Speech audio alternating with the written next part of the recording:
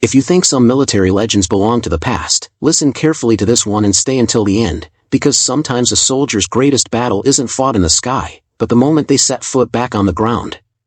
Subscribe, and remember, every silence carries a name. The cold bit through her flight suit as she stepped onto the tarmac. The high-altitude wind whipped the flags, stiff as blades, and the distant rumble of jet engines rolled across the base like the breath of steel. She walked slowly, a worn bag on her shoulder, her boots sinking into traces of oil and dried rain.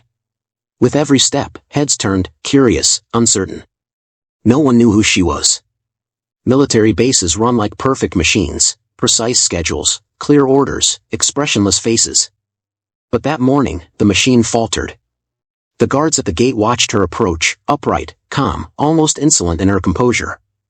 The badge she handed over was old, the plastic yellowed, the letters half erased. Major Ava Hale, United States Air Force. One of the soldiers turned it over in his fingers. This badge has been expired for 8 years, ma'am.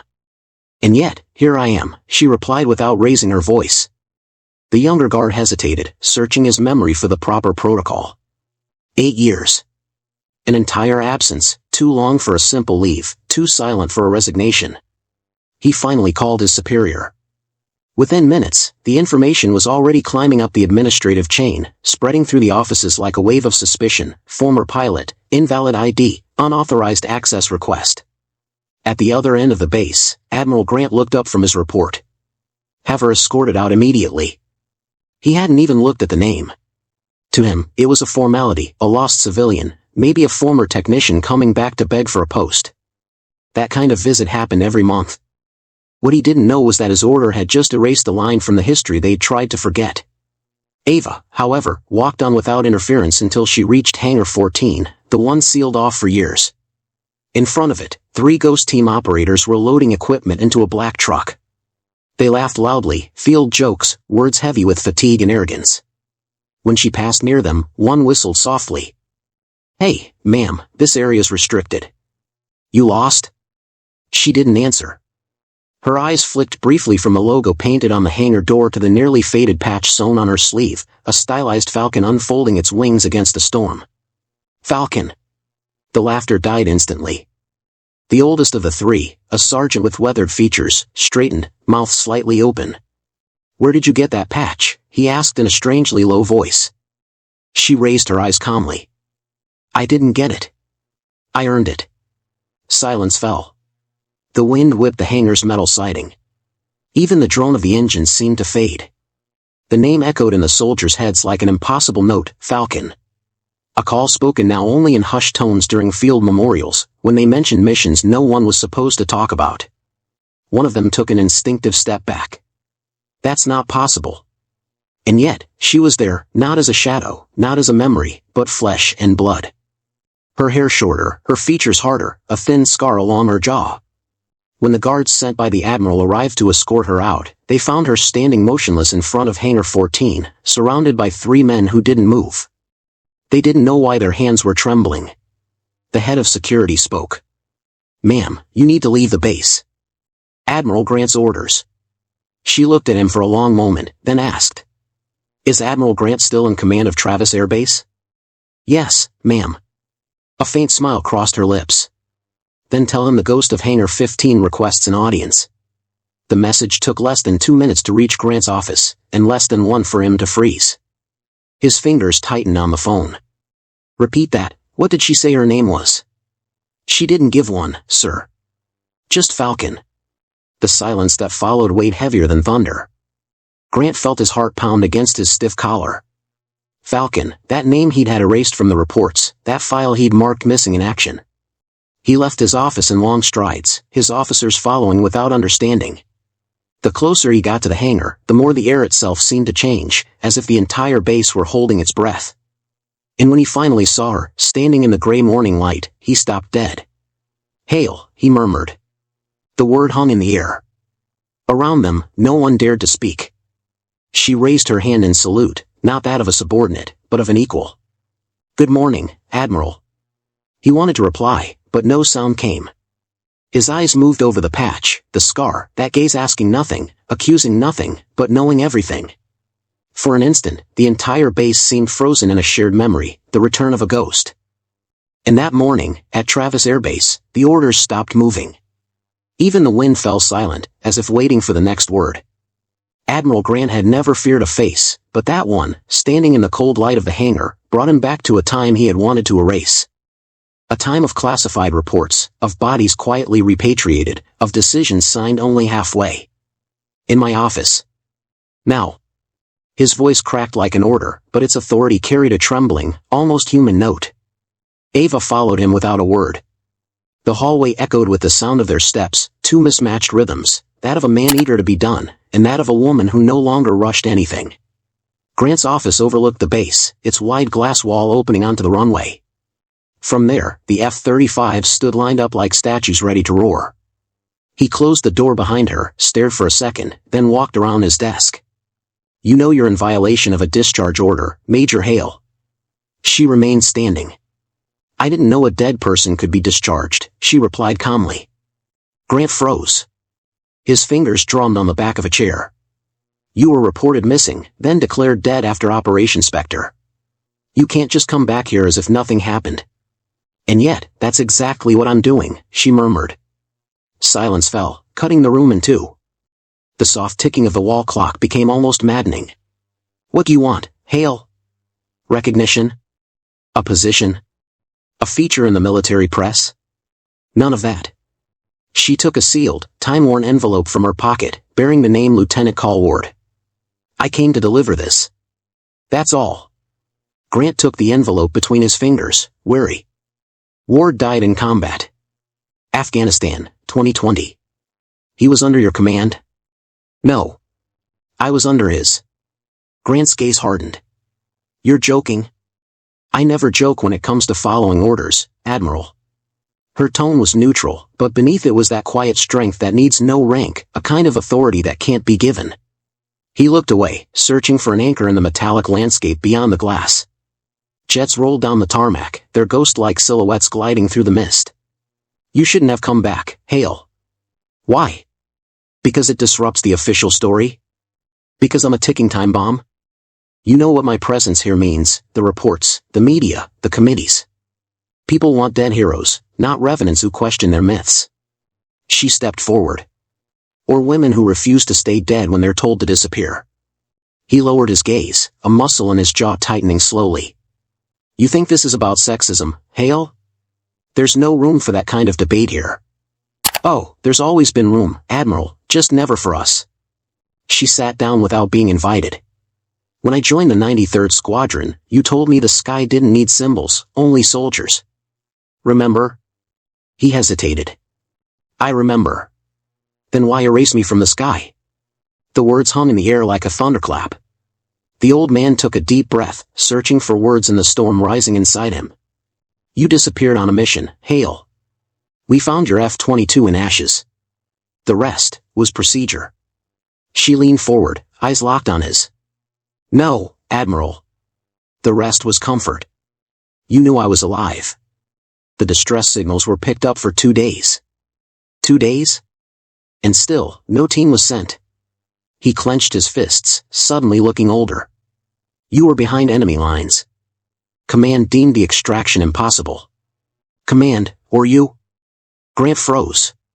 The question needed no answer, it was already written in his eyes. For a moment, Ava's face softened, shadowed by an old fatigue. I didn't come to reopen wounds, Admiral. But you should know, some scars refuse to close as long as you keep ignoring them. He said nothing. Outside, a jet took off, drawing a white line across the sky. You survived. That's all that matters, he said finally. No, she said, what matters is why, and at what cost. Grant sank into his chair, back bent, his hands sliding over the desk surface, searching for balance. You haven't changed. That's not true, Admiral. I changed with every night I spent surviving. The phone on his desk vibrated. He ignored it. You're going to leave now, Hale. That's not an order, it's advice. She stood slowly, hoisting her bag onto her shoulder. You've always preferred giving advice over giving apologies. She turned to go, but he called after her. You have no right to be here, do you understand? No right. She turned back, her shadow falling across the wall where his medals hung. Admiral Grant talking about rights. Ironic, isn't it? When I asked for a cockpit, you gave me an office. When I asked for a mission, you gave me doubt. When I proved I was the best, you gave me silence. Her gaze hardened. You tried to silence me once. You failed. And she left. Grant remained alone, his heart heavy, his fingers gripping Lieutenant Ward's envelope. Outside, the engines roared like a distant tide. He closed his eyes. A voice echoed in his head, 10 years old, if Falcon ever returns, it means something in this world still hasn't found peace. He didn't yet know that this day had come. Hangar 14 had always had a strange reputation. The young recruits entered it reluctantly, even in daylight. They said the walls kept the echoes of a mission erased from the archives, that once a pilot had taken off from that hangar and never returned. It had become a sort of superstition. No one spoke the name aloud anymore. That morning, however, there was movement again around its massive doors. The rumor of Falcon's return had spread faster than the mist on the runway. Every soldier, every mechanic who crossed her path had that hesitant look, caught between disbelief and the fear of believing in a miracle. Ava walked straight ahead, as if she still knew every angle of the place, how the tiles vibrated when an engine ignited 100 meters away. But she could see it, the base wasn't the same.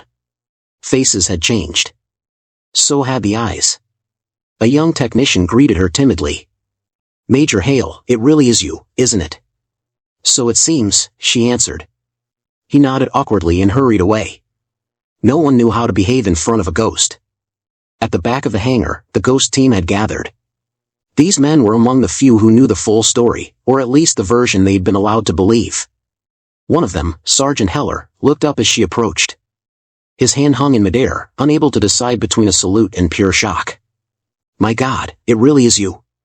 Ava raised an eyebrow. You sound disappointed. No, ma'am, just unsettled. They told us you were dead. Yes, I know. It's more convenient for everyone that way. He lowered his head. The other operators exchanged glances. One of them, younger, dared to speak. They still talked about you in training, the story of the flight, Operation Spectre. You crossed the line without radar cover, alone. They said you took on 3 MiGs by yourself. Ava gave a half-smile. People say a lot of things. The soldier didn't smile back.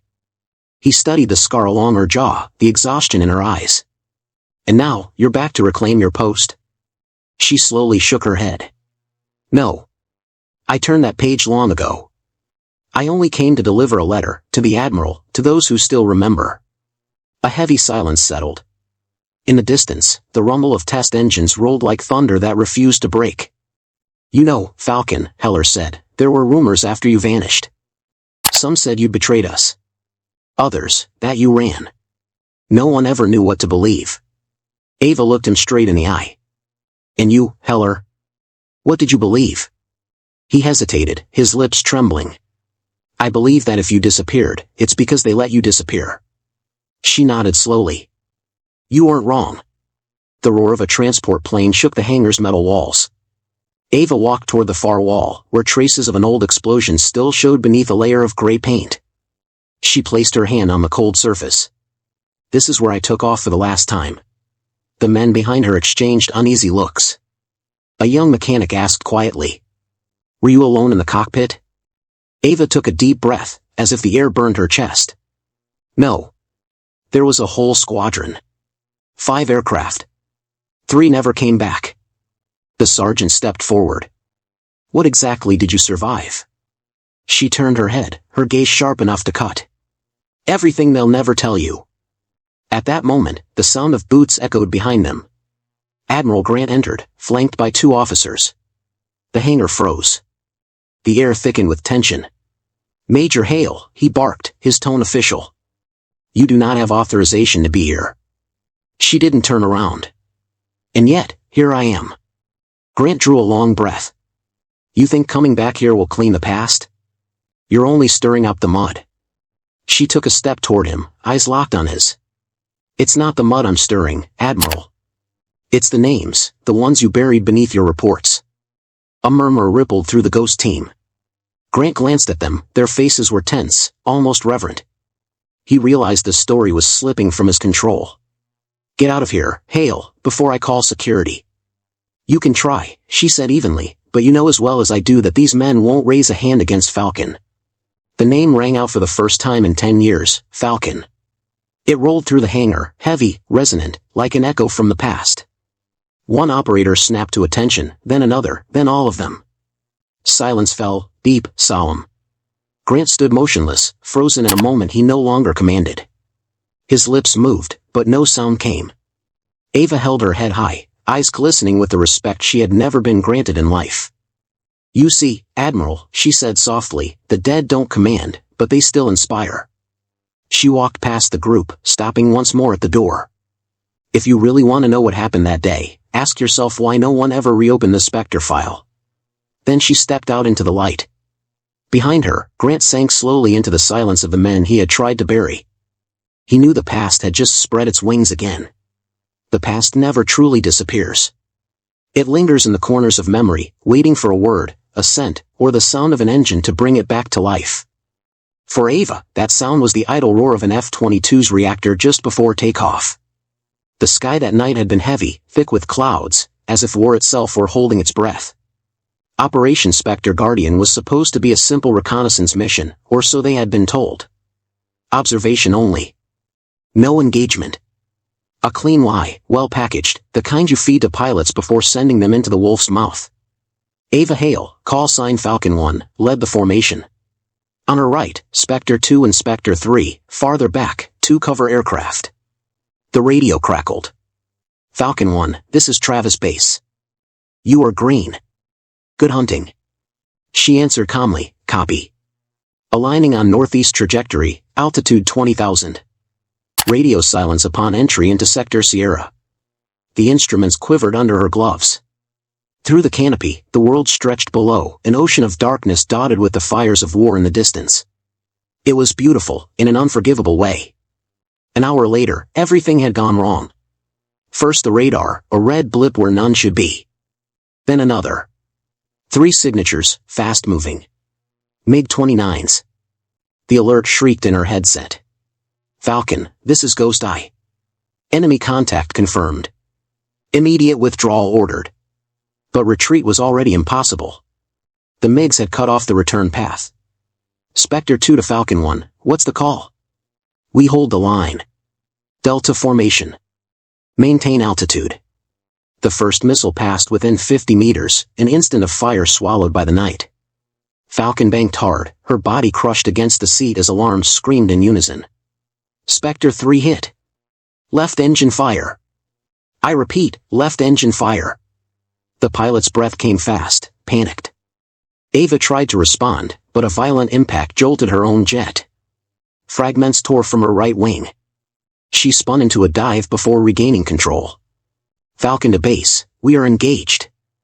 I repeat, engaged. Base to Falcon, no reinforcements available. Priority is sector exit. Now." The command's voice betrayed fear. But Ava already knew it was over. Retreat would doom the 2 aircraft behind her. "Spectre 2, Spectre 3, stay with me. We don't run. Not yet." She switched to manual control, activated auxiliary power. The MiGs were closing in, fanning out like ghosts, fast, precise, deadly. A sharp turn, an inverted loop, Falcon 1 slipped behind the lead enemy jet. A second later, the sky lit up, white, clean, silent. "One down," she muttered under her breath. But the second was already on her, higher, smarter. A missile locked onto her heat signature. She cut the throttle, dove into a thick cloud, deployed flares. Too late, the impact shook the entire fuselage, the warning lights dying one after another. The smell of burning filled the cockpit. Falcon hit, main system offline. I repeat, a crack cut off the transmission. The others lost sight of her. Inside her head, however, everything remained painfully clear, the dead screen, the sweat staining her eyes, the blood on her lip. She knew she was going down. "Spectre 2, leave the zone. I'll cover your exit." "But Falcon." "That's an order." She pulled the emergency lever, reversed the residual thrust, and switched to manual countermeasures. One last missile appeared on radar. She had no ammunition left, nothing, So she did what no one else would have dared. She charged straight at it. The two aircraft crossed paths in a blinding flash. Explosion. Shockwave. Silence. From the ground, they saw a ball of fire, and then nothing. The army concluded total destruction. Case closed. But Falcon didn't die. When she regained consciousness, she was inside the twisted wreckage of her jet, half suspended over a ravine. The world had changed its sound, only the buzzing of flames replaced the screams. Fire lit the clouds from below. She tried to move, agony shot through her leg. She could no longer feel the lower half of her body. Still, she refused to give in. She climbed out of the cockpit before it was completely engulfed. Behind her, her F-22 burned in a deep, guttural roar. She lay in the mud, shaking, unable to cry. "Mission Spectre, terminated," she whispered. No one answered. Days later, back at the base, Grant signed the disappearance report. No distress signal confirmed. He hadn't listened to the radio recordings, didn't want to hear the final transmission, the one that would be found years later on a forgotten frequency. "Don't try to save me. Try to understand why you let me fall." And somewhere, in a lost valley, Ava Hale opened her eyes again, the sole survivor of an operation the world would erase. It had been raining without pause for 3 days. Thick, heavy drops pounded the red earth of the ravine where Falcon had crashed. Every sound seemed louder in the absolute silence that followed the battle. Ava Hale regained consciousness in a chaos of pain. The crash had left her half buried under debris, her right leg trapped beneath a piece of fuselage, the radio shattered, the GPS dead. Only her heart kept beating, slow, stubborn. She tried to free herself, grimacing from the effort. Each movement sent a burn up her thigh. The metal tore through her flight suit. She finally broke loose, rolled onto her side, and felt the cold mud seep through to her skin. The world pitched around her. The sky held no stars. The smell of burned kerosene mixed with rain. Farther down the valley, lights flickered, portable lamps, voices speaking in foreign tongues. Enemy soldiers were searching the wreckage. She understood, if she stayed here, she'd be dead before dawn. So she crawled. Meter by meter, she dragged herself away from the crash site. Her injured leg pulled at her, every movement draining her strength, but she moved without a sound. Her gloves slipped on the wet earth, her fingers clung to roots. At last, she reached a small cluster of pines and collapsed there. The wind rose, carrying the distant hum of engines. The soldiers were searching higher up. She clutched the only intact object she had left, a laminated photo she always kept in her uniform pocket. Her squadron, standing before the F-22 on the day of departure. The faces stared back at her. 3 of them would never return. She whispered to herself, "Hold on a little longer. I'll bring you home." The days that followed were an invisible war, hunger, fever, solitude. She moved along the edge of enemy territory, surviving on roots and rainwater. Sometimes she found traces of patrols, footprints, shell casings, a discarded ration. Every step became a decision between life and death. On the 5th day, the wound in her leg became infected. The smell of iron and flesh mixed with that of dried blood. She made a crude tourniquet from her parachute strap, then cauterized the wound with a piece of metal heated in the fire. The scream that tore from her throat sent birds flying for miles. But she stayed conscious, because she no longer had the right to collapse. The nights were worse. The cold crept into her bones, and the memories into her mind. Every time she closed her eyes, she saw the flames of her jet, the lost voices of her squadron, Spectre 2, Spectre 3, their cries over the radio, the contradictory orders, the silence from command. She could still hear them in the wind. One evening, while following a river, she came upon a half-destroyed village. Collapsed houses, walls riddled with bullet holes.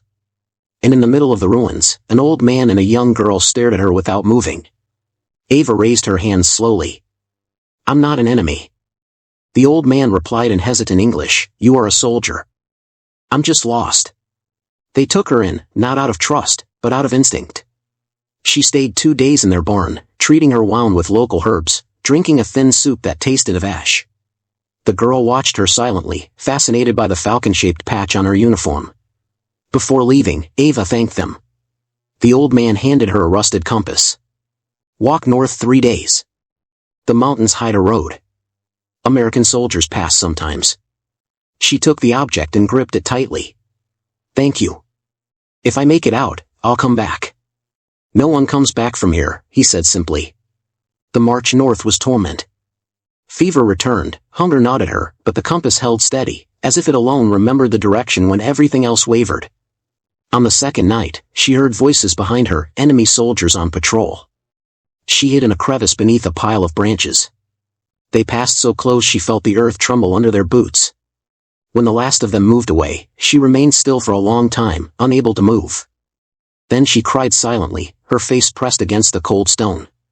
It was the first time.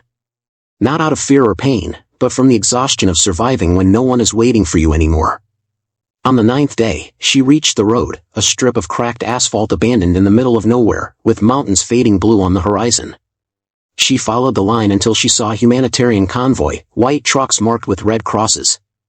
She collapsed in the middle of the road, raising her arms. Silhouettes rushed toward her, wrapped her in a blanket, spoke too fast for her to understand. The last sound she heard before blacking out was the rotor of a helicopter. When she opened her eyes again, she was lying on a stretcher in a medical camp. An American flag fluttered above the tent. A nurse whispered, "You're safe now. Rest." But Ava already knew that safety no longer existed, not after what she had seen, not after what she had realized, that they had abandoned her deliberately so they wouldn't have to save her. And that thought, more than the pain itself, would haunt her for the rest of her life. When Ava Hale opened her eyes for the second time, everything was white. The ceiling, the curtains, the light. A whiteness so complete she thought at first she was dead. Then, little by little, came a steady beep, soft footsteps, a woman's voice murmuring orders to someone behind the curtain. She was alive, but at what cost? Her body was nothing but a collection of pain, one leg in a cast, ribs bandaged, a fresh scar running from her neck to her shoulder. With every breath, her skin seemed to remember the fire. A man in uniform entered, holding a tablet. "Major Hale, can you speak?" "To whom do I have the honor?" "Captain Huxley, Military Intelligence. You're safe at the Ramstein Medical Base." His tone was neutral, almost bureaucratic. Ava searched for her words. "How long?" 3 weeks since your extraction. You were found thanks to a UN convoy. You were lucky." She smiled faintly. "No, Captain. I was persistent. Luck was somewhere else." He didn't reply. He wrote something on his tablet, then added, "Admiral Grant has been informed of your return." The name hit her like a cold current. He knows? He knows you're alive. That's all. In the days that followed, they questioned her again and again in a small windowless room where the smell of disinfectant mixed with that of fear. Officers took turns, always the same questions. Where were you after the crash? Who helped you? Did you have a local contact? She answered calmly, precisely. But after each reply, their faces remained closed, skeptical. They took notes, leaned toward each other, whispered words she couldn't make out. One day, she lost patience. "Why this distrust? I survived a mission I was ordered not to abandon." "Major," said a colonel across from her, "you understand that your version is difficult to verify. My version mentions a documented air attack, radar signals, radio transmissions. The transmissions were erased from the system. No recordings exist." She stared at him, incredulous. "That's not possible." "I heard Grant's voice. I called him." "There's no evidence of that, Major." The word Major sounded false, hollow, like a label they left her out of politeness before taking it away. At night, she no longer slept. The sound of boots in the hallway, voices breaking behind walls. Sometimes she thought she heard words drifting through the air, psychological instability, survivor's syndrome, medical status reassessment. She understood, they no longer saw her as a hero but as a problem to contain. A few days later, a doctor entered, accompanied by 2 officers. "Major Hale," he began softly, "we've reevaluated your file." "My file?" "Yes. You're suffering from severe post-traumatic stress. Your mental health makes reintegration impossible for the moment." Ava sat up, furious. "Impossible? You think I survived all that just to be told I'm unfit?" "It's not a judgment, it's a precautionary measure." She laughed. A dry, broken laugh. "Precaution? For whom? For me, or for you?" The two officers remained impassive. The doctor lowered his eyes. You'll be transferred to a rest facility. Officially, you're in recovery. She understood in that precise moment what they meant by rest. It was erasure. The facility was in the Bavarian Alps, an old sanatorium converted for military use. A magnificent view of the mountains, an almost religious silence. The nurses smiled too often. The soldiers guarding the perimeter never wore name tags. Days blurred together. They gave her medication to sleep, debriefing sessions to ease the stress. They listened politely, nodded, then wrote in her file, persistent delusion regarding a fictitious operation. At first, anger kept her going, but it eventually burned out. She began writing notes about everything: the mission, GPS coordinates, transmissions, the names of fallen pilots. She hid the sheets under her mattress, knowing each word could vanish overnight. One evening, a nurse came in while she was pretending to sleep. Ava felt a hand search under the mattress, take the papers, and leave without a word. The next morning, everything was gone. She asked to speak to Grant. Impossible, replied an officer. The Admiral is stationed in the Pacific. Then give him a message, she said. Tell him Falcon hasn't finished flying. He didn't answer, but his eyes said enough. Months passed. Ava learned to stay quiet, to smile when tested, to repeat what they wanted to hear. She became their model patient, docile, stable. They returned her personal effects, a bag, a uniform without insignia, and a final evaluation letter. Major Ava Hale, discharged from active duty for medical reasons. Unfit for command. To be filed. Those last two words, to be filed, she read them several times. Filed like a document, not like a human being. So, one morning before dawn, she got up, put on her jacket, ran a hand along the scar on her jaw, and left the facility without a sound. No one tried to stop her. Maybe they knew it was better to let her disappear a second time. But this time, it would be on her terms. A few years later, in a bar near an airbase in Nevada, a young pilot swore he'd met a gray-eyed woman, silent, wearing an old F-22 patch on her sleeve. When he asked her name, she simply replied, "Call me Falcon." And the silence that followed reminded him why some legends never die. 10 years had passed, 10 years of silence, of unanswered papers, of eyes that looked away from hers. Ava Hale, once called Falcon, had learned to live in the shadows, far from the runways, far from the sky. But that morning, she was walking once more toward the gates of Travis Air Base.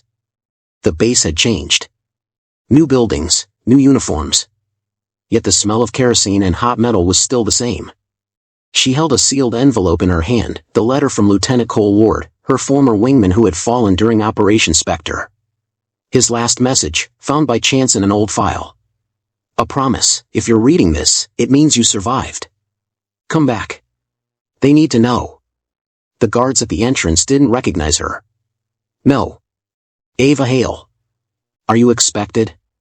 No, but I think it's time. They exchanged a hesitant glance, then let her through. Inside the mess hall, the noise died down when she entered. Young pilots, shaved heads, new badges. One of them whispered curiously, "Is that her?" "The ghost of Hangar 14. "That's just a legend," another replied. Ava approached, ordered a coffee. Her hand trembled slightly, but her gaze stayed calm. "Who commands the squadron now?" she asked. "Captain Reed," answered a mechanic. "He's over there." Reed, barely 30, uniform immaculate, air of arrogance. He turned when he saw her. "Major Hale. I've heard of you. I thought you were dead." "Many did." He hesitated, then added, "What brings you here?" "To return something." She placed a letter on the table. Reed opened it, read in silence. His face froze. "Cole Ward was my uncle," he said slowly. You knew him?" "I owed him my life." Around them, the young pilots listened, hanging on every word. Ava then told, without embellishment, the truth about Operation Spectre, the contradictory orders, the losses, the command's silence. No heroic words, just facts. When she finished, silence settled. Then a young sergeant murmured, "We should know all this. We should be taught it." Ava nodded. "It's not a story about glory. It's a story about responsibility." Captain Reed stood. "I think you should speak to the whole squadron tonight. Hangar 14. That evening, the hangar opened once more. The air was cold, charged with electricity. 30 or so pilots stood there in uniform, lined up in silence. Ava stepped onto the platform, Ward's letter in her hand. 10 years ago, I was told to forget, to stay silent. But a soldier doesn't fight to be heard, he fights so that truth survives his silence. She held out the letter. Read it aloud. If Falcon returns, it means the sky hasn't had its last word. The words echoed through the empty space of the hangar. No one applauded, no one spoke. They simply stood at attention. That gesture meant more than all the medals she had been denied. Ava felt something loosen in her chest.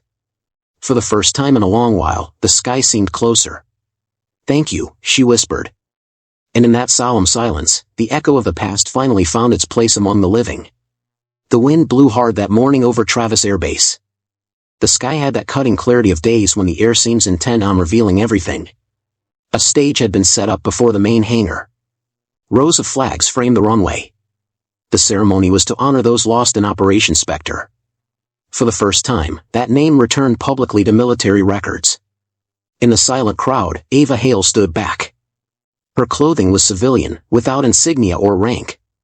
She had been asked to attend, not to speak. But every step she had taken, every breath, had led her to this precise moment.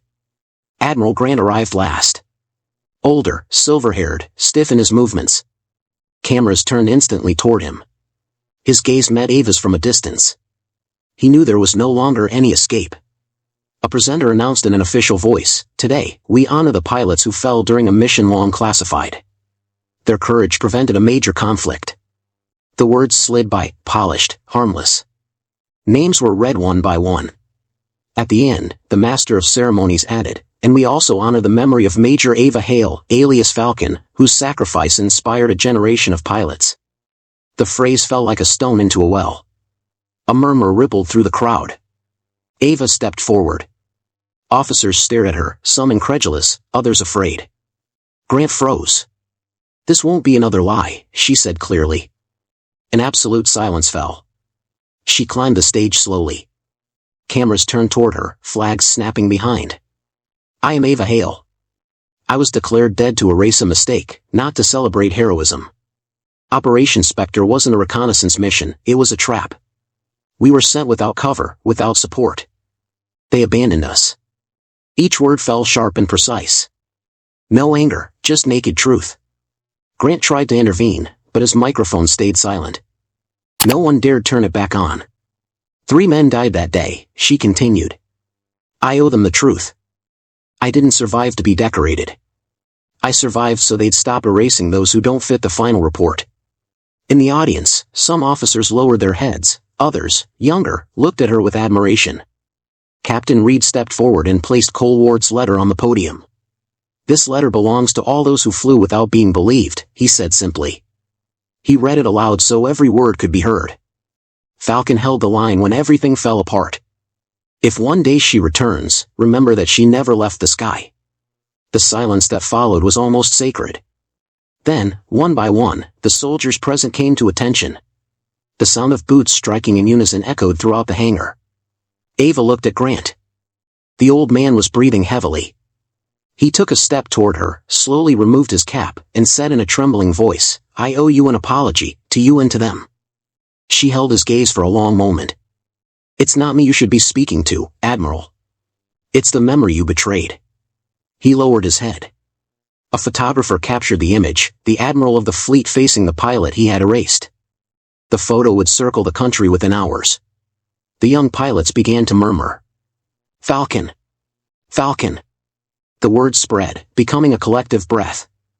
Even those who didn't know the story could feel that something had changed here. A tiny but real act of redemption. A voice over the loudspeakers announced, 1 minute of silence for those lost in Operation Spectre. Ava closed her eyes. The wind made the flags snap like wings. In that silence, she thought she heard the engines of her squadron somewhere above, unseen. When she opened her eyes again, the sun was breaking through the clouds. Grant was walking away from the stage, alone. Journalists were already approaching her, but she raised her hand, refusing their questions. "Everything has been said," she murmured. She descended and crossed the runway. Soldiers stepped aside as she passed. No one spoke. Respect didn't need words. At the end of the tarmac, she turned one last time. On the stage, the American flag floated high, and for the first time in a long while, she no longer saw in it a symbol of lies, but of a promise kept. She walked toward the horizon, where the mountains cut into the sky. Every step brought her closer to the peace she thought she had lost. In the wind, someone whispered again, "Falcon has come home." And this time, it wasn't a rumor, it was a salute. The base slept. The hangars, still and massive, reflected the pale light of the floodlights. On the runway, the mist crawled like a memory refusing to fade. The engines were silent, the men had gone in. Only Ava Hale walked between the white lines, the wind lifting the silver strands of her hair. Each step echoed in the stillness. She still wore the jacket they'd returned to her at the ceremony, without insignia, without name, neutral, as if she had never existed. In her pocket, the compass the old man from the village had given her, still rusted, but faithful. She lifted her eyes to the sky. The clouds had cleared, revealing a field of stars. It was the same map as before, the same vastness. Yet something had changed. She no longer sought to rise to it. A soft rumble sounded in the distance, a night patrol F-22. Its lights cut through the mist. Ava stopped, raised her hand. The plane passed overhead, so close she felt the warm breath of its engines on her skin. She closed her eyes. A shiver ran down her spine. The sky never belongs to us. It's only lent to us, for the time of a flight. Cole Ward had told her that once, the night before their last mission. She smiled at the memory.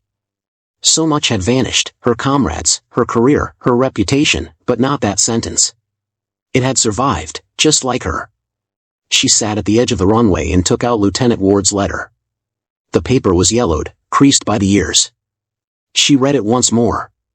"If you come back, it won't be to reclaim your post. It will be to remind the world that we don't die in silence." Her fingers trembled slightly, but not from fatigue, from pure emotion. She folded the letter carefully and tucked it into the inside pocket of her jacket.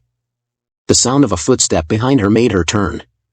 Captain Reed was approaching, a slender figure in the light of the beacons. "I knew I'd find you here," he said. "I wanted to see the runway one last time. You're leaving tomorrow, there's nothing left to prove here." Reed was silent for a moment. "You know, the squadron has asked to rename Hangar 14. It will bear your name. Hangar Hale." She gave a small, joyless laugh. "That hangar doesn't belong to anyone. It belongs to those we've forgotten. Keep the name Spectre. It's better that way." Reed nodded slowly. Then he held out something, a new patch, embroidered with a silver falcon. "The young pilots made this for you. They said, Falcon has to keep flying." Ava took the patch between her fingers. The silver thread gleamed under the moon. "You know," she said softly, "I used to think flying meant escaping gravity. Now I know it means facing the fall." Reed didn't answer. He saluted her, hand to his forehead, then walked away without a word. His footsteps faded little by little into the fog. The base remained silent. Ava stood up and took a few steps toward the center of the runway. The wind had calmed. She placed the compass on the ground, pointing north, and murmured, "For you three, and for all the others." She stood straight, arms crossed behind her back. Her eyes reflected the red glow of the beacons like heartbeats. A formation flight appeared on the horizon, 3 aircraft in a perfect triangle. She followed them with her eyes, breath held. As they passed overhead, their lights switched on all at once, flooding the runway with daylight. A signal, a salute from the sky. Ava raised her hand, palm toward them, the old fighter pilot's gesture, the one that means, "I hear you, I see you, maybe I'll join you someday." The planes disappeared behind the hills. Silence returned, softer this time. She stayed there a moment longer, then slowly left the runway. With each step, the mist closed behind her, erasing her tracks. At dawn, a mechanic found the compass lying on the takeoff line. Beside it, a small folded piece of paper. Falcon never left the sky. She just landed somewhere else. No one ever saw her at the base again. Some said she had gone north to join a veterans aid program. Others claimed she lived near the desert, where the sky is so vast it asks for nothing more. But sometimes, when a young pilot took off from Travis at dawn, he thought he saw a lone figure at the end of the runway, motionless, hair in the wind, watching the planes until they vanished into the light. And always, on his return, he would whisper softly, "Falcon still watches over us."